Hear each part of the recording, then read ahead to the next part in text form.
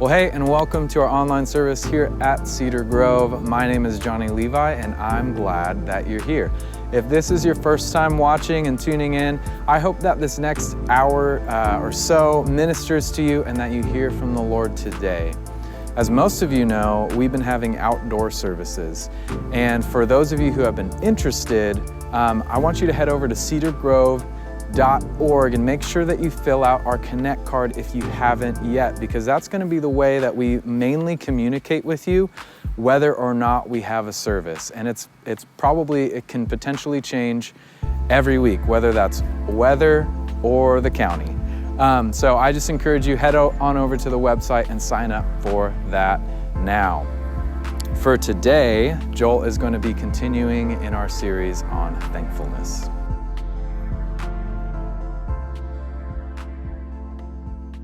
Can we all agree that we have quirky things about us? Now, if you aren't aware of what your quirks are, it's probably because you don't have teenagers living in your house. I do. They have been very diligent about sharing with me the quirks they see in me. So, thank you, Nathan and Elizabeth, for doing that incessantly. I really appreciate that. Well, I have done the same with my dad, and I've noticed my dad has one or two or 30 quirks. And so I wanted to share one with you today. I hope it doesn't embarrass him. We're just having fun here. But for instance, something about my dad that I don't understand is that he takes a special interest in like the way people are eating. Not necessarily the food. He's a food critic, but he's not critiquing the food. He's critiquing the eaters of the food. It's very bizarre. Like how fast somebody eats, or how slow they eat, or what they have on their plate, or if the food touches or not, or which order of the food they're going to eat first. And he just always has something I don't know why. I don't know if he's just filling the void in a conversation. I don't know if his dad was like that.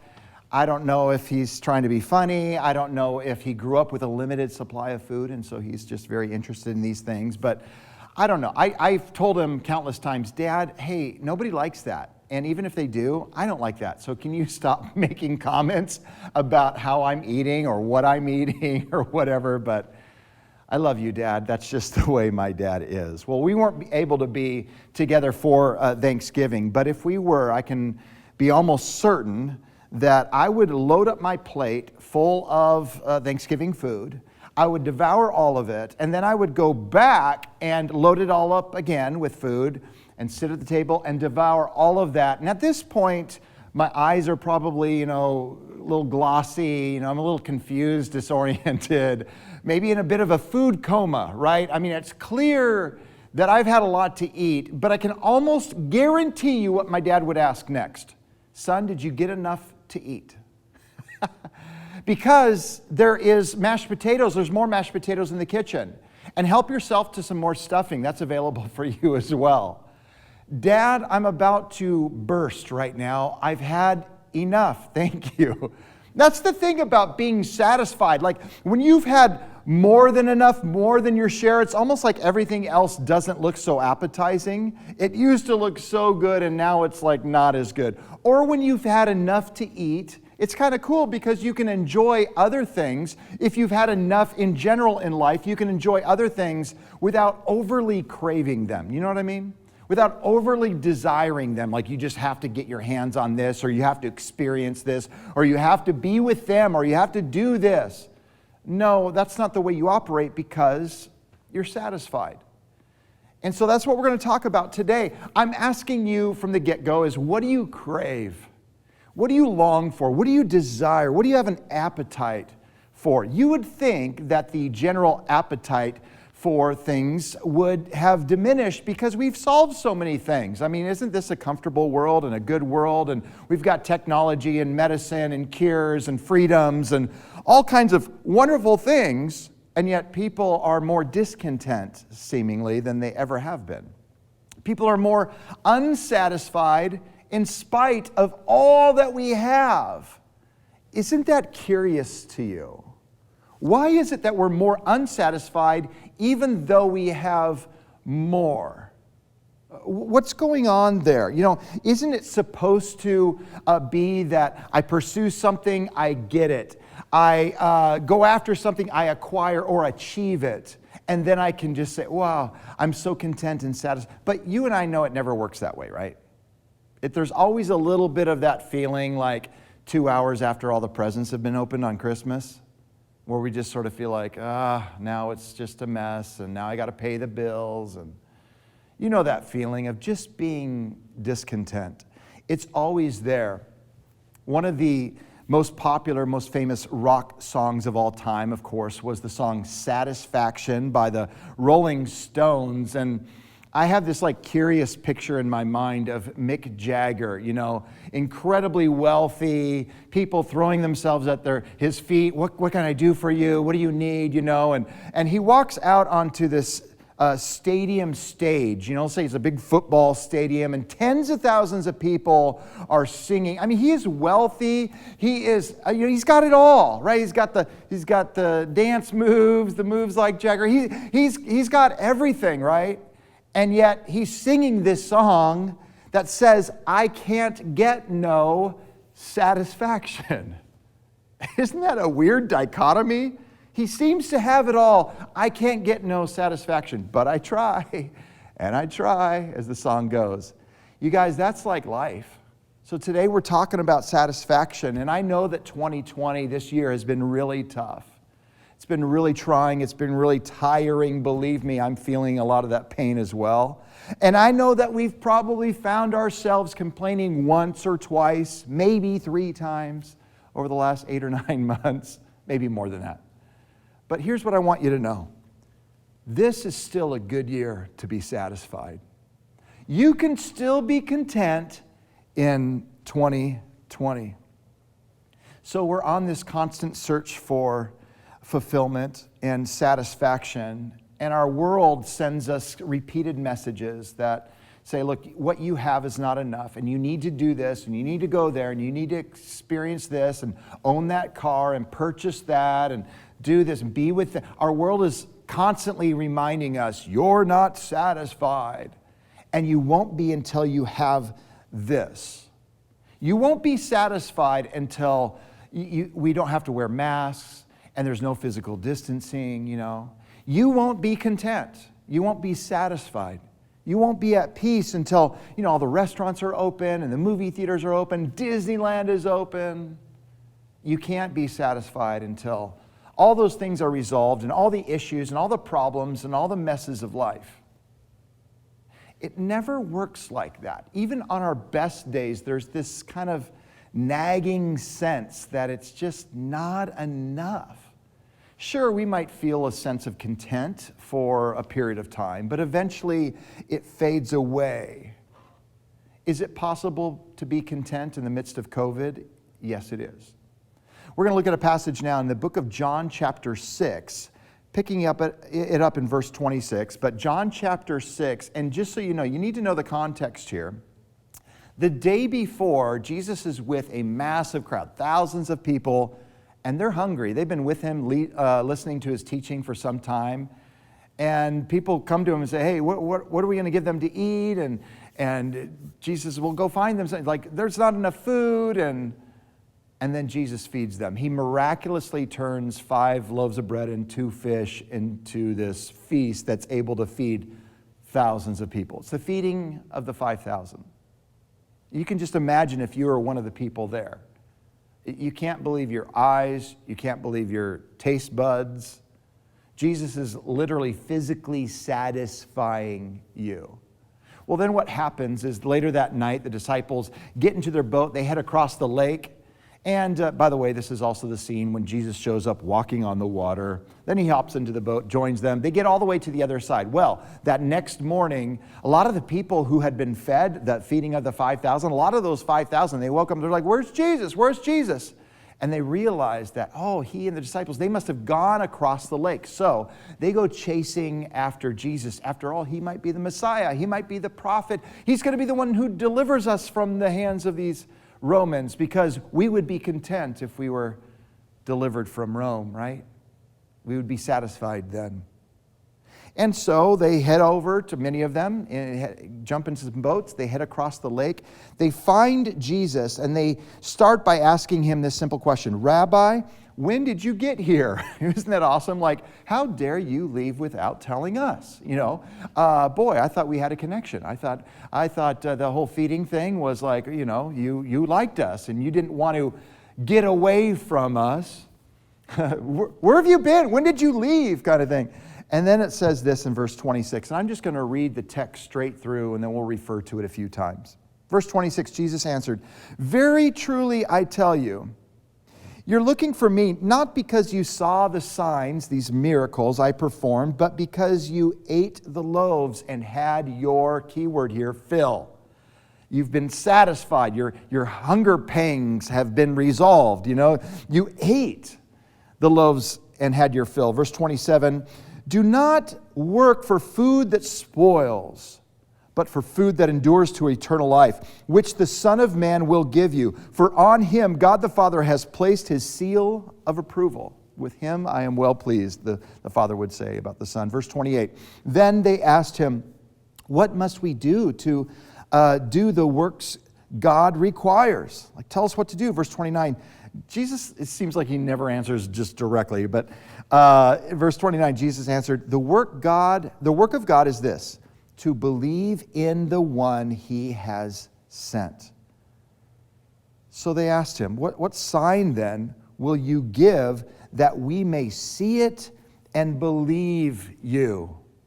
The feeding of the 5,000, that was an amazing miracle, but Jesus, that was yesterday. What sign are you going to give us so that we could believe you, right? What will you do? Verse 31, "Our ancestors ate the manna in the wilderness, as it is written, he gave them bread from heaven to eat." Verse 32, Jesus said to them, "Very truly I tell you, it is not Moses who has given you the bread from heaven, but it is my Father who gives you the true bread." Now he's making a distinction.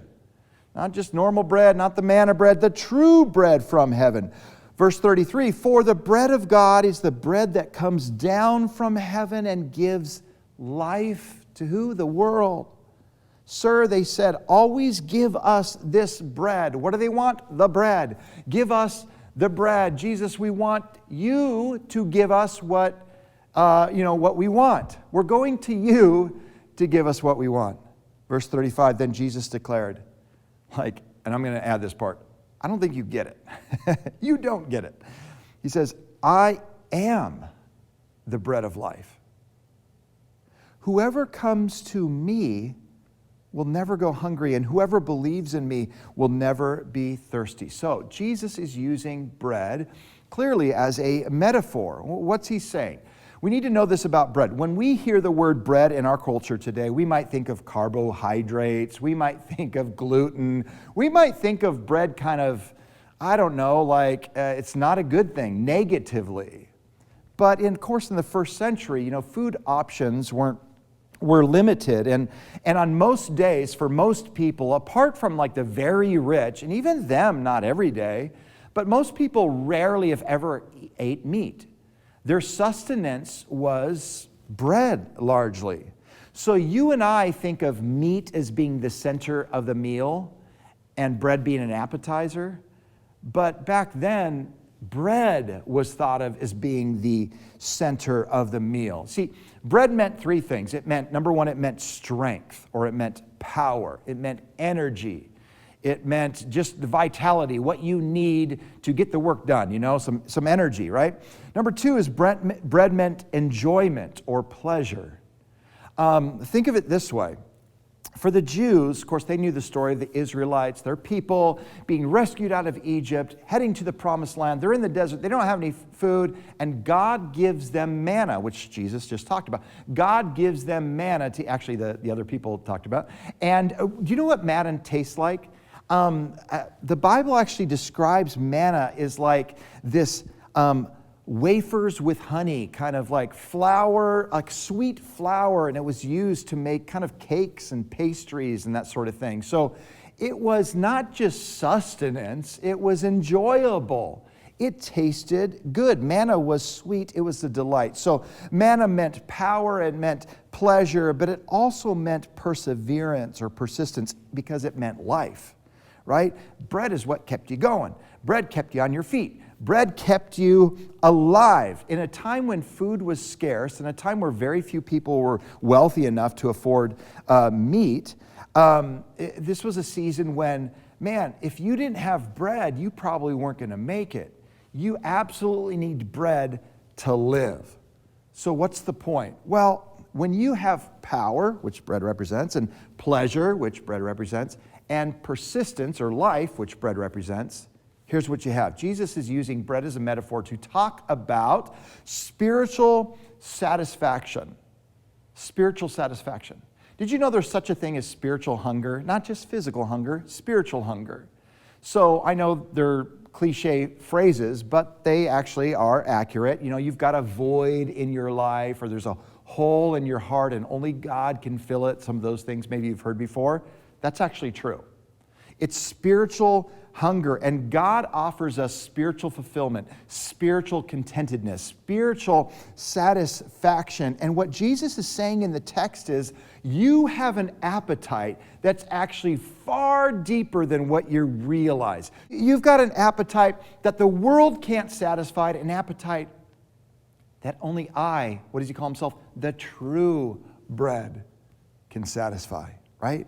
You've got a deep hunger that only Jesus can meet. The atheist and philosopher Jean-Paul Sartre, he speaks about this hunger. He says this, that God does not exist, I cannot deny.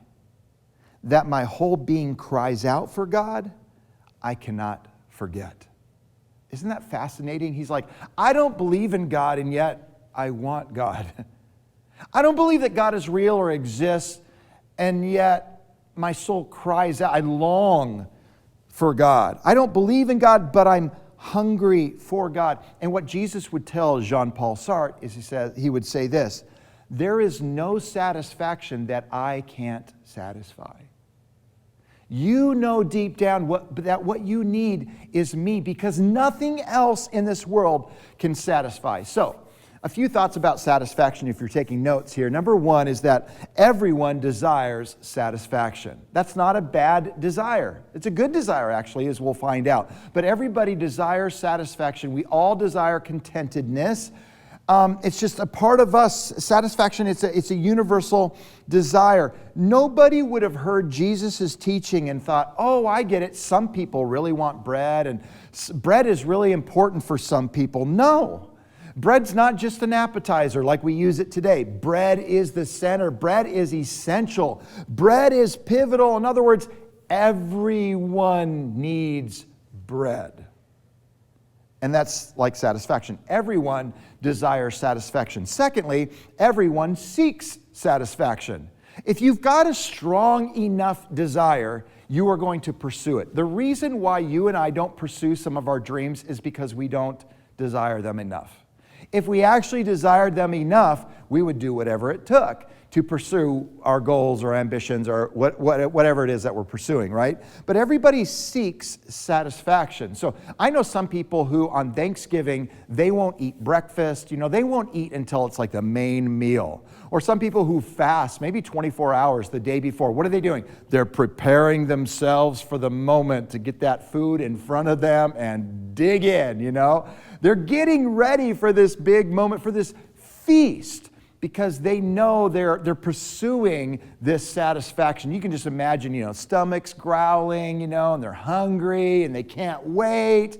And then finally, when that meal is placed in front of them, boom, they're digging in, right? Because everybody seeks satisfaction. If you really want something, if you really want someone, a person, a job, a position, a reward, if you want to be protected or somebody to take care of you, whatever it is that you desire, if you want it bad enough, you are going to seek to have that desire met. Everybody seeks satisfaction. So Jesus says, it's interesting, he says, do not work for food that spoils. Don't work. In other words, there's this laboring, this striving, an active seeking, pursuing, experimenting. You don't need to do that because I'm going to deliver it to you. But he knows that we're all pursuing and we're all seeking satisfaction. And number three is everyone doesn't find satisfaction. Now this one is sad, right? Think about this. Like, let's just sit on this thought. that there are people who have a deep desire for contentment, for wholeness, for fulfillment, satisfaction. And they will pursue things throughout the course of their life, and they will never be satisfied. They will never. Now, maybe for a moment, maybe for a season, maybe even for 10 years in a particular area, but ultimately, you and I know, because we experience it too, this world can't satisfy. And that's the idea here. Everyone doesn't find satisfaction because they keep looking for satisfaction from this world. Look again what Jesus says in verse 27 of John 6. Do not work for food that spoils. Don't work for food that spoils. Like, that would be silly. Why would you do that? Why would you seek after something that is only going to rot, that is only going to spoil? The thing about food that's a little tricky is that food doesn't spoil immediately, right? Except for In-N-Out French fries. They spoil like within seconds of receiving them. But normal food, the rest of food, some food has a lot of preservatives, all kinds of things. It takes some time until it spoils, but you can be certain of this, eventually it will. Like, there's never been an archaeologist who found like a 500-year-old meal and said, I wonder if it tastes good. I wonder if I can still eat that. Like, that's never happened. Food always gets old. Food always rots. It spoils. See, most people are seeking satisfaction in what will ultimately disappoint them. And that's why they never find satisfaction. They just don't know it yet. Now, for a number of reasons, and this isn't true for maybe everybody if they grew up in tough conditions or whatever, but generally speaking, when somebody is young, when you're young, you're pretty sure that here's your plan. Okay, if I just do well in school, if I get good grades, and if I have a good career, and if I have good friends, and then if I have, a good income, and then I can afford a good home, and if I can have this, and good kids, and good spouse, and good, whatever it is, right? If I can just stay on this track, then I'll be satisfied. So when you're young, there's this sense of like the best is yet to come. In fact, that's what you hear over and over at graduation speeches, hey, it's been a great 18 years, but the best is yet to come, don't turn that frown upside, don't be so discouraged.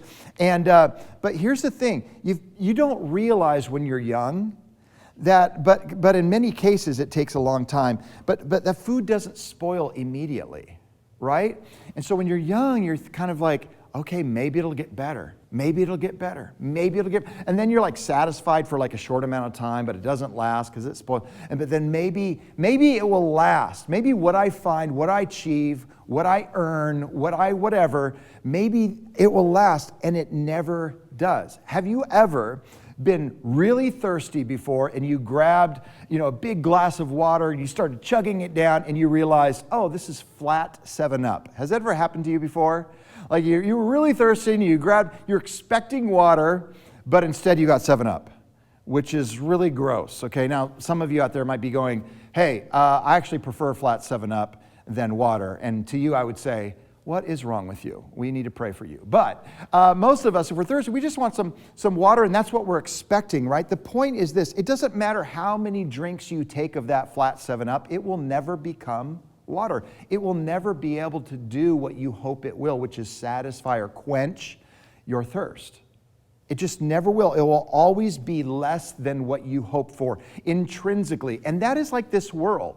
This world has been contaminated. And so it's unable to deliver what you and I want. When you're young, it's like the best is yet to come. But as you live life, as you get into those maybe middle-aged years, and you've experienced some significant losses and hardships in your life, and you kind of look at yourself and you're a little disappointed with what you have or haven't accomplished, and some of the people in your life, and some of the stresses you have, and the medication you have to take, or whatever it is, right? You live a little bit of life and you realize, wow, I'm deeply discontent. You didn't realize that when you were young. You actually weren't satisfied, but you thought it was coming. It gave you hope. But then after you've lived a little life, you realize, man, I'm deeply discontent. And so, that might turn into something negative. It might turn into a midlife crisis, right? Or it might turn into depression. or divorce or even despair, because you always thought, hey, the best is yet to come. And then you get down the road a while and you're like, this is not all that it's cracked up to be, and life is hard. And all the responsibilities and difficulties. When we expect to be satisfied but aren't satisfied, we become disillusioned and angry and sort of on edge, right? And some of us are like, when will this COVID-19 ever end? And then it doesn't. And what happens when we receive news like, okay, we're back into the purple, we're back into tier 1, we were in tier 3, and now it's like just hope, comes out of us. We're just like, oh man, we were making progress and now we're going backwards. And what does hope turn into?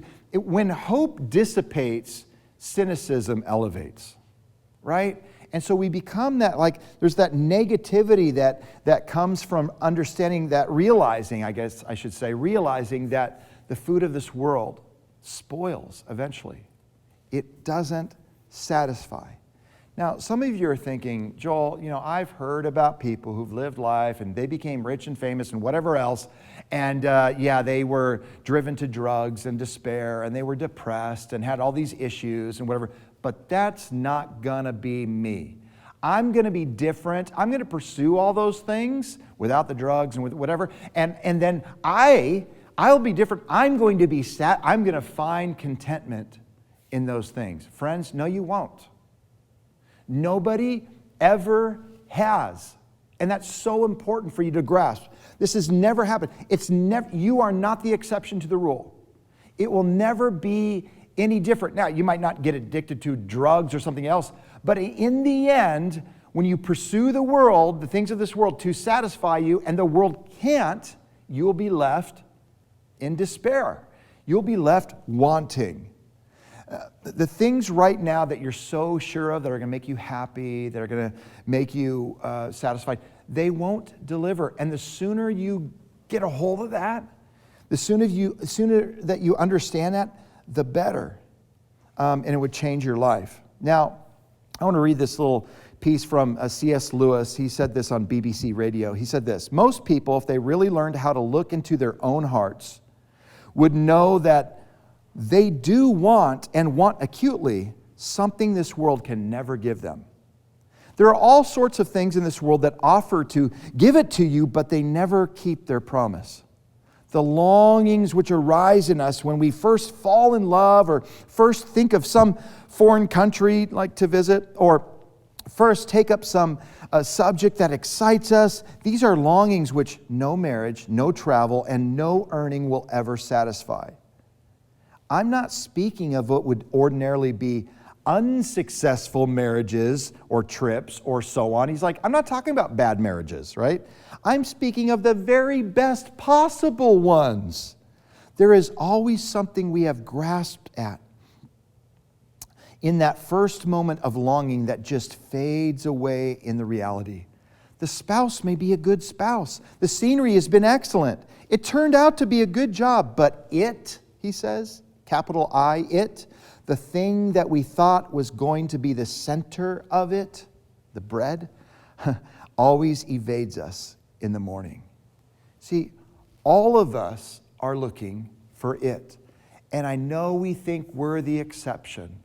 Can I tell you, King Solomon, the wisest apart from Jesus person to have ever walked the face of this planet, the wealthiest, or one of the wealthiest ever to have walked the face of the planet. He was king. He had power. He not only wanted some stuff and wanted experiences, he could partake in those experiences. He was never satisfied. That's what he says, Ecclesiastes chapter 1, verse 8. No matter how much we see, we're never satisfied. No matter how much we hear, we're not content. History merely repeats itself. It has all been done before. Nothing under the sun is truly new. Sometimes people say, here's something new, but actually it's old. Nothing is ever truly new. How about verse 14 in chapter 1? I've seen all the things that are done under the sun. All of them are meaningless, a chasing after the wind. Listen what he says in Ecclesiastes chapter 2, verse 9 and 10. So I became greater than all who lived in Jerusalem before me, and my wisdom never failed me. Anything I wanted, I would take. I denied myself no pleasure. I even found great pleasure in hard work, a reward for all my labors. The point is, he had it all. Fame, fortune, power, promotion, pleasure, achievement. He created, great parks and had choirs sing to him and had countless women available to him. And whatever he could sort of almost envision and dream about, it could come to pass. And yet at the end, now when he writes the book of Ecclesiastes, he's about 80 years old, I think at this point. He's an old man. So he's looking back with the wisdom of somebody who's done it all, tried it all, slept with whoever, achieved it all, had it all. He's looking back as somebody, I remember when I was younger and middle-aged, and I kept thinking I could receive satisfaction. And what's the end of it? Look at what he says in Ecclesiastes chapter 2, verse 11. He says, but as I looked at everything I had worked so hard to accomplish, it was also meaningless, like chasing after the wind. There was nothing really worthwhile anywhere. That's an encouraging word today, isn't it? There's nothing worthwhile anywhere. You will never find true satisfaction in the world. Now, let me just say this. Most people, when they read the book of Ecclesiastes, it's really, really depressing to them. It's really depressing. But you need to understand something. The book of Ecclesiastes is not depressing actually at all. It's a word of warning to us, and it's a word of wisdom to us. Because Solomon is faced with the truth, and you and I know the truth sets us free. It's not a bad thing, it sets us free. And when we have the truth, it awakens us to the reality that this world can't satisfy our deepest longings. If Solomon couldn't find contentment in what this world could offer, what makes you think you can? If the rich and famous can't, if you haven't already, what makes you think that one day you will? Friends, it is not found in this world. There is a deep longing, a hunger, a groan of your soul that the world can't satisfy. I know it sounds depressing, but that's good news because you and I need to be aware of that reality. Let me read one more quote from C.S. Lewis. This one isn't quite as long. It says this: the Christian says, creatures are not born with desires unless satisfaction for those desires exists. And then he gives some examples. A baby feels hunger. Well, there is such a thing as food. A duckling wants to swim. Well, there's such a thing as water. Men feel sexual desire. I don't know why he just says men, but nonetheless, well, there is such a thing as sex. If I find in myself a desire which no experience in this world can satisfy, the most probable explanation is that I was made for another world. The desire for contentment within you and I, it's not wrong, it's not bad, but it won't be found in this world. True satisfaction, this is my last point, is found in one place. Look at John 6:27 again. It says, do not work for food that spoils, we've talked about that, but for food that endures to eternal life, which the Son of Man will give you. The food that this world offers will always spoil, it would always fail you, but not the food that Jesus offers. And here's why. The food that Jesus offers is Him. The food that Jesus offers is Him. Listen, when Jesus says, I'm the light of the world, when He says, I'm the door, I'm the way, the truth, the life, I'm the resurrection and the life, when He says all these things, I'm the bread of life. When He says, I'm the bread of life, what He's saying is that what we need most is not something He gives us. What we need most is Him. And that is so critical because I see there's so many of us who were religious or spiritually minded, and we go to church, God, I need what you will give me, but we don't go for him. And we pray our prayers and we live our life. God, will you just, and then by the way, when we face adversity or COVID-19 or whatever, well, God is not doing what I want him to do, and therefore I'm out. And that's the very problem. What if what you most desired is not what Jesus gave you? What if what you most desired was him? And he will never leave you, and he can never be taken from you. Your spouse, your kids, your favorite hobbies, your employment, all of those things, your health, everything else this world can offer can be taken from you. But Christ can't if you know him, if you believe in him. And so that would be my encouragement to you as we wrap up here. Just a couple thoughts. Number one is a point of application. Stop working for food that spoils. Work and enjoy life and understand it's a gift from God. But don't work in such a way that you believe that what you're going to achieve will make you content. It won't.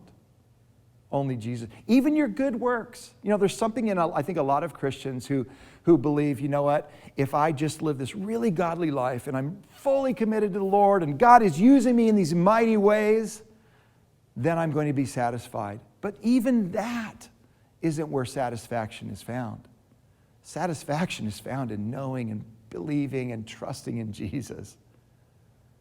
Stop working for food that spoils. Secondly, receive the true bread of life.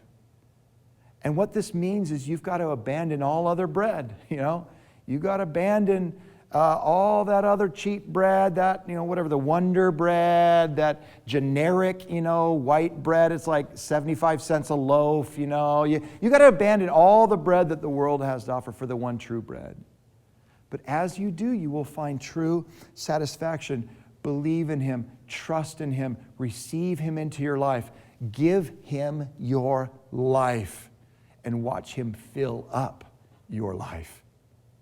Believe in the true bread, because if anything or anyone is at the center of your life other than Jesus, you will not be fulfilled.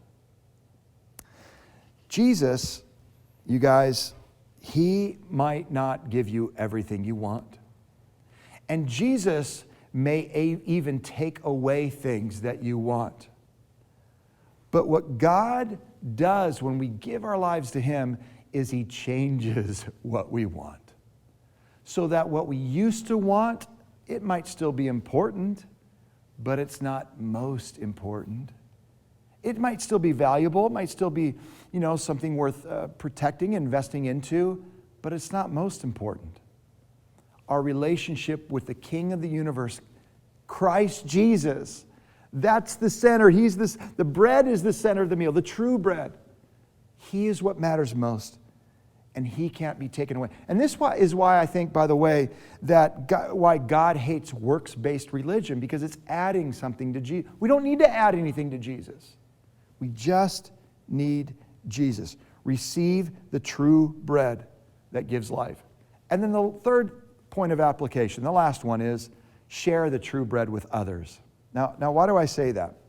Well, when I was studying this text, one of the simple words that stood out to me was in verse 35, where Jesus declares, I'm the bread of life. Whoever comes to me will never go hungry. And then he says this, and whoever believes in me will never be thirsty. I like that word, whoever. That's good news to everybody today. Are you whoever? Of course you are, no matter what you've done, no matter who you are, no matter what you're going to do in the future. You are a whoever. And Jesus says, if you're a whoever, if you come to me, you'll never thirst, you'll never go hungry. And so guess whose job it is to extend that invitation, what I just shared with the whoever's of this world? It's ours. Those of us who already have tasted and seen that the Lord is good. Those of us who know that Jesus has satisfied, right? And I know this makes us nervous because we feel like, oh, this is weird, and I don't want to talk about Jesus, and people don't believe in Jesus. Let me encourage you just with two quick thoughts. Is number one, remember that everyone is unfulfilled, unsatisfied without Christ. They might not know it yet, but one day they will, okay? They might not know it today, but I believe, Lord willing, the gift of God would be their eyes are awakened and one day they will. So understand that you have something to offer that actually everyone needs and everyone most deeply desires, whether or not they totally understand it in the moment. But the second is like, we'll see sharing the good news of Jesus as a privilege if we have personally found Christ to be satisfying. And I think there's some of us that are like, oh, I don't want to do that, or that's from somebody else, or that's not how I roll. And the reason is because we haven't found Jesus to be satisfying, all satisfying, which begs the question, do we even know Jesus? And that's the challenge, right? That's what I'm pressing in to us today in part. Hey, if we found him to be satisfying, I mean, if you go to see a good movie, don't you want to tell others about it? Of course. If Jesus has done what nothing else on earth can do, wouldn't you want to share that with others? As we wrap up, I want you to think about something.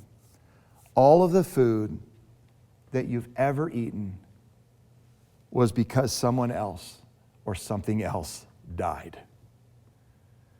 Think about that. All the food you've ever eaten is because something else died. The grain died, the cow died, the fruit died, the chicken died, the fish died. It all, the vegetables, it all died so that we could live. There's a substitution happening, right?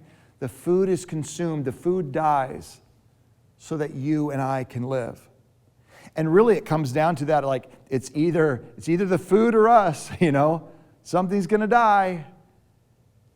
Listen, when it comes to bread, of course, the grain dies in making the bread. But more than that, think of a loaf of bread. You can't consume it all at once. So what do? You have to slice it. You have to break it.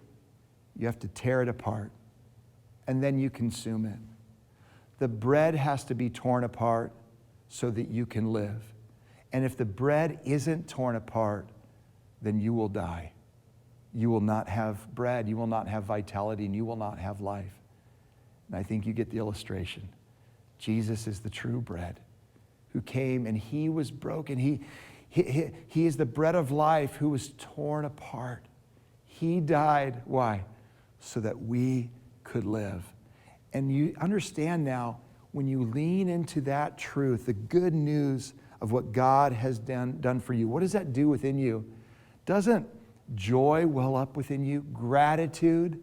Love well up with? Don't you just want to spend more time with Christ, understanding what he's done for you? See, that's how it works. When we feel like, I don't know if Jesus totally satisfies me today, I'm looking to other things to satisfy me, go back to what he has done for you. Understand what he's done for you, and it will reawaken your appetite for him. All this time, some of us have been scouring the earth, thinking earthly things would satisfy us. And that would be true if you were made for the world. But you weren't. You were made for God.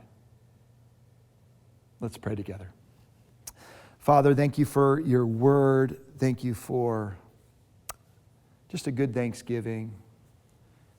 In spite of our circumstances, I pray that we would not believe the lies of the enemy and the deception of our flesh that would say we can't be content, we can't be satisfied until COVID's over, or until we achieve this, or until, we're with that person, or until this happens.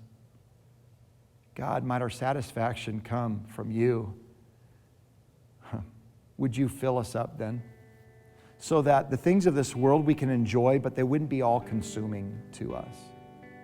And that the bad things of this world, we would be so filled with you, so satisfied with you, that the bad, the gnarly, the ugly things of this world would look gross.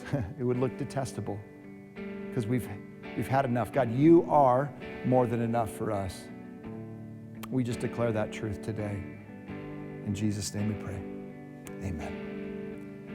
So I want to encourage you to worship with us. We're going to sing a song now. I think Andrew's going to lead us. It's going to be awesome. Remember, the Lord hears our praises. So if you're able to, stand up on your feet and let's sing praises to our God.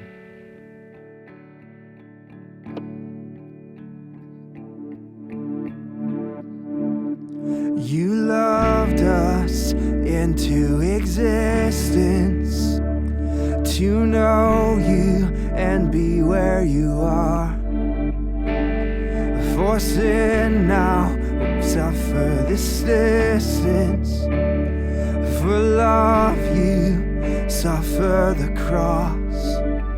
God of mercy, we are here. Oh, your ransom souls to sing. We thank you for saving us. Oh, Jesus, you've overcome. We thank you for saving us. Oh, Jesus, you've overcome. Salvation, 'cause of you, Jesus. My life now is held in your hands. Your promise to always be with us. Your kingdom forever will stand. God of mercy, we are here. All your ransom souls to sing. We thank you for saving us. Oh, Jesus, you've overcome. We thank you for saving us. Oh, Jesus, you've overcome. We thank you for saving us. Oh, Jesus, you've overcome. Yeah, we thank you for saving us. Oh, Jesus, you've overcome.